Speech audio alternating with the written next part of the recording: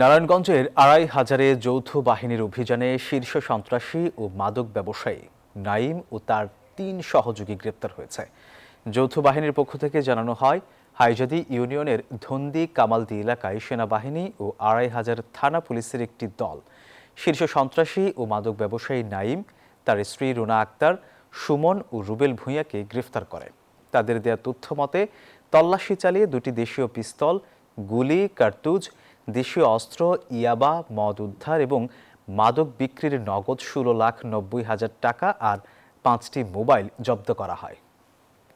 ব্যবসায়ী নাঈম এবং তার সহযোগীদেরকে ঘটনাস্থল থেকে গ্রেফতার করা হয়। ঘটনাস্থল থেকে একই সাথে ২টি দেশীয় পিস্তল, ৩ রাউন্ড রাইফেলের অ্যামুনিশন, ১ রাউন্ড কার্তুজ, ১৩টি বিভিন্ন ধরনের ধারালো অস্ত্র, ১০৫ পিস ইয়াবা, অ্যালকোহল, ১৬,৯০,০০০ নগদ টাকা এবং ৫টি অ্যান্ড্রয়েড মোবাইল ফোন সহ আরও বেশ কিছু দ্রব্য সামগ্রী উদ্ধার করা হয়। পরবর্তীতে গ্রেফতারকৃত সন্ত্রাসীদেরকে ২৫০০ থানায় পরবর্তী বিচারিক কার্যক্রমের জন্য সোপর্দ করা হয়।